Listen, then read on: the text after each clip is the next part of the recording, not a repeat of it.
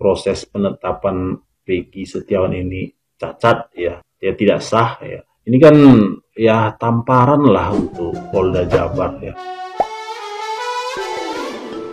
Hola netizen yang tercinta, Peggy Setiawan dinyatakan bebas setelah Pengadilan Negeri Bandung mengabulkan seluruh permohonan gugatan pra-peradilan. Dalam putusannya, Pengadilan Negeri Bandung menyatakan penetapan tersangka Peggy tidak sah. Pengadilan Negeri Bandung juga memerintahkan Polda Jabar membebaskan Peggy dan merehabilitasi namanya seperti sedia kala. Di sisi lain, ex-Wakapolri Ugroseno menegaskan, Peggy Setiawan setidaknya bisa menerima 100 miliar rupiah. Itu jika Peggy Setiawan terbukti sebagai korban salah tangkap polisi.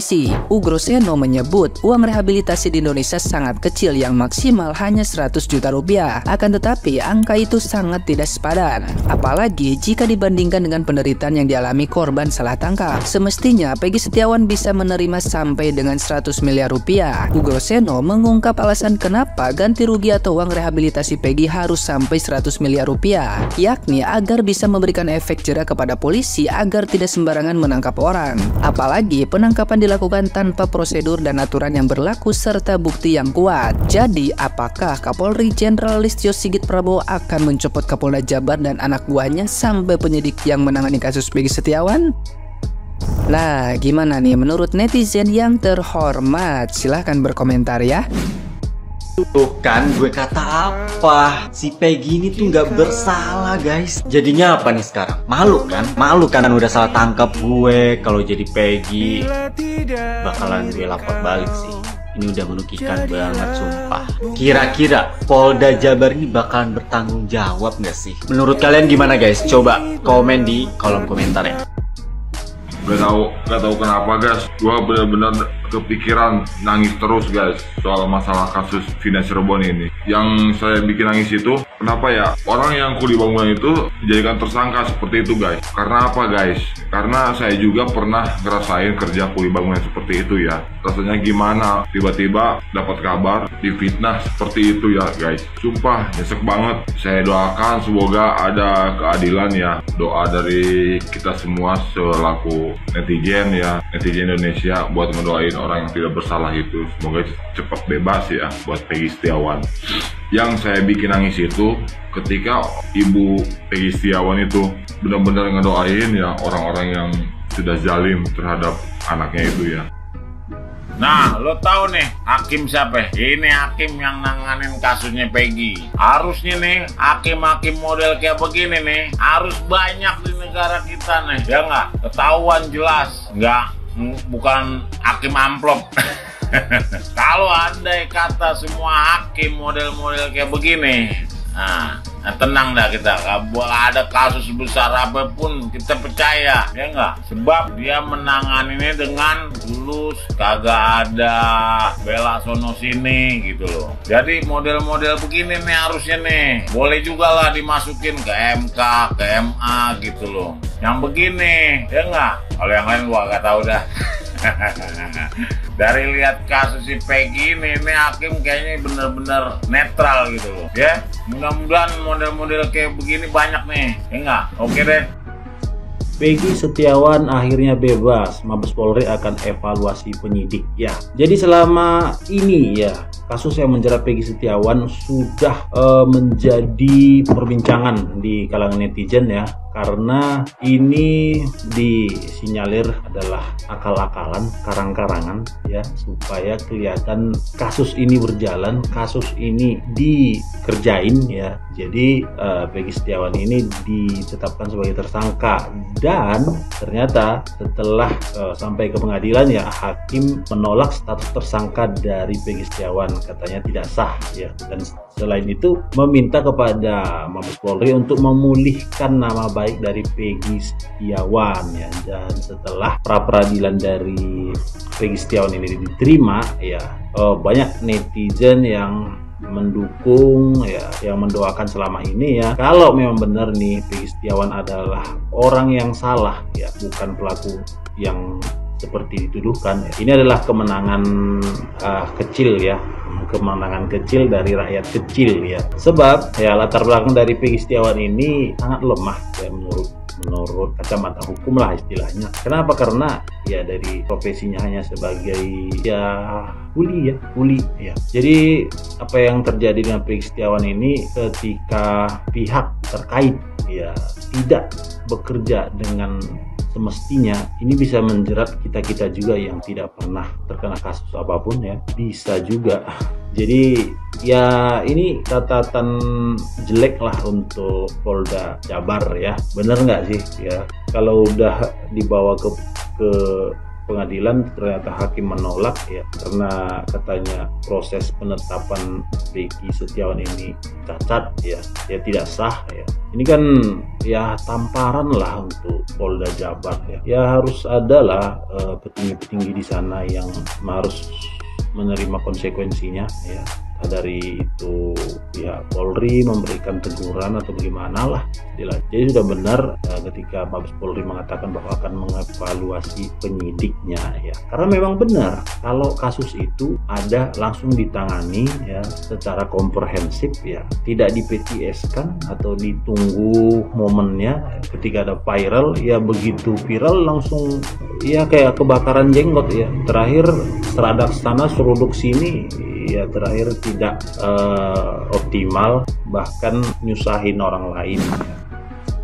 Alhamdulillah proses pra-peradilan si Peggy Setiawan sudah selesai ya, dan Peggy dinyatakan bebas. Terima kasih juga buat pengacara-pengacara yang sudah membela Peggy Setiawan. Ya, semoga Anda senantiasa selalu diberikan pahala yang berlimpah oleh Allah Subhanahu wa Ta'ala. Ya, kalau di saya sih begini ya, menanggapi hal-hal seperti ini ya, namanya Nagari Konoha gitu.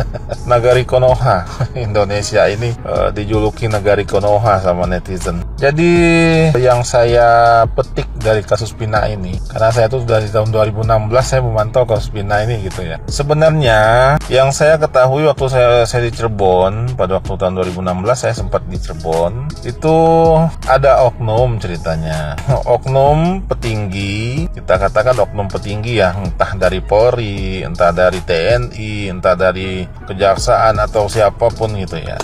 Intinya tahun 2016 itu ada oknum yang berkoordinasi dengan Bandar Bubuk, begitu. Kemudian oknum ini berkoordinasi lagi kepada oknum kedua. Nah, oknum kedua berkoordinasi kepada sesama mereka, anggota-anggotanya, oknum keduanya, kemudian berkoordinasilah kembali ke oknum yang ketiga. Artinya begitu. Oknum yang ketiga kemudian mengembalikan permasalahan kepada oknum yang kedua. Lalu oknum yang kedua mempercayakan sebagai penghubung antara oknum yang pertama dan kedua di Cirebon, itu namanya Perong. Nah, Perong inilah sebenarnya sebagai oknum yang keempat. Intinya seperti itu. Jadi Perong ini seorang preman pasar yang sangat ditakuti pada waktu itu. Perong gitu ya. Dia juga kelompok geng motor. Nah, artinya si Perong ini mengetahui semua permasalahannya. Siapa sebenarnya oknum pertama, oknum kedua, dan oknum ketiga dia tahu. Perong adalah saksi kunci dari kasus Bubuk. Nah, intinya begitu. Kemudian Perong juga memiliki permasalahan lain. Nah, memiliki permasalahan lain tentang kasus Pina. Perong terlibat kasus Pina. Nah, intinya begitu. Lalu kenapa oknum kedua itu banyak diam dan tidak begitu menggubris permasalahan? Perong adalah kaki tangan dari Bandar. Lalu Bandar seketika penyeludupan itu terbongkar di Cirebon, di Pelabuhan Cirebon. Lalu Perong yang dekat dengan Bandar, Perong ini kemudian diperintah oleh Bandar untuk menghabisi daripada oknum yang kedua di situ. Karena tidak bisa menghabisi oknum yang kedua, Perong menghabisi keluarganya. Nah, oknum yang kedua. Nah, oknum yang kedua bak makan buah si malakama saat ini. Menangkap Perong melibatkan banyak oknum kedua dan nyawanya terancam. Bisa juga pun oknum yang kedua ini masuk penjara. Intinya begitu. Bak makan buah si malakama, maju salah, mundur pun juga salah. Nah, disitulah kenapa Peron ini tidak ditangkap. Nah, itulah sebabnya. Jadi Peron adalah saksi kunci. Disitulah sebenarnya kejadiannya. Jadi ada dua permasalahan berbeda di sini. Jadi yang melakukan kasus Pina adalah yang bernama Peron, oknum yang keempat. Ya begitu. Dan Peron melakukan itu juga bersama anggota-anggotanya yang lain, gitu ya. Jadi untuk mengelabui hal-hal ini, nama Peron itu banyak sekali disebar nih. Orang ini namanya Peron, ini Peron, ini Peron. Dan mana sih sebenarnya Peron yang asli? Nah, intinya begitu. Itulah yang harus sekarang ini dipecahkan oleh kuasa-kuasa hukum, gitu ya, ataupun juga netizen sekalian. Nah, itulah sebenarnya permasalahannya. Jadi itulah rangkaian permasalahan kasus Pina tersebut. Jadi tidak ada tuh begitu begini itu tidak. Jadi intinya oknum yang keempat sebagai oknum yang penghubung dari oknum kedua itu ya, dari oknum kedua ke Bandar. Nah, Bandar karena tertangkap, Bandar menyuruh oknum yang kedua menyuruh oknum yang ketiga, menyuruh oknum yang keempat, maksud saya si Peron, nah, menghabisi oknum yang kedua. Tapi karena tidak dapat menghabisi oknum yang kedua, maka si Peron menghabisi keluarganya dan termasuk si Pina yang juga ikut ada pada waktu itu. Nah, itulah. Jadi itulah kejahatan si Peron. Jadi di sini tuh si Peron ketemu si Peron ini. Nah, itu dia. Sekarang pertanyaannya, apakah ada itu ya aparat penegak hukum ini yang bisa menemukan Peron ini siapa? Nah, intinya begitu. Ya mungkin disinilah nanti yang saya lihat dari apa yang saya adnakan, di situ yang saya lihat bahwa si Peron akan melakukan hal-hal yang setelah ini. Setelah kasus Peggy ini dibebaskan, ini ronde kedua sudah dimulai, gitu ya. Ya mudah-mudahan kasus Pina ini segera terbongkar, gitu ya. Itulah sebenarnya yang terjadi itu seperti itu di kasus Pina.